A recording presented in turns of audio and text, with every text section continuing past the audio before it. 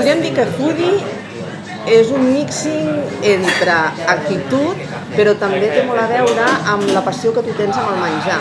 Tant sigui per cuinar o per anar a un lloc i que et donin un menjar que a tu t'agrada. O sigui, literalment seria la traducció, que vindries en castellà, del cocinillas, de la persona que li agrada el menjar fins a l'extrem de ser molt meticulós amb el que menja i com ho prepara a casa seu i què és el que espera trobar-se en un restaurant, en una cafeteria, que a part tingui un component d'estètica, que tingui un plus de personalitat.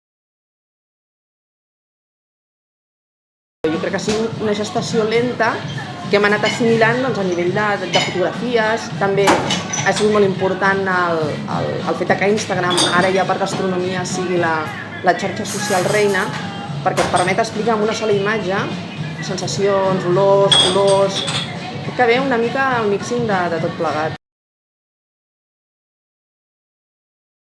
Ho és tot. Què diries tu? Per mi també ho és tot. Per exemple, on estem aquí ara, és el Satan's Coffee Corner, és un dels llocs que apareixen a la guia, però vens perquè hi ha una personalitat darrere, que és la del Marcos, que és una persona que va ser de les primeres en introduir un cafè d'autor, també és barista, dels primers baristes que hi ha hagut a Barcelona, però el lloc és acollidor, té una estètica. El cafè et fa latte art quan te'l serveix, el cafè és boníssim.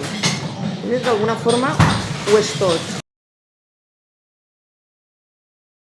Molts dels llocs que nosaltres freqüentem i que també apareixen a la nostra guia són llocs que tenen molta coherència envers la matèria prima que utilitzen.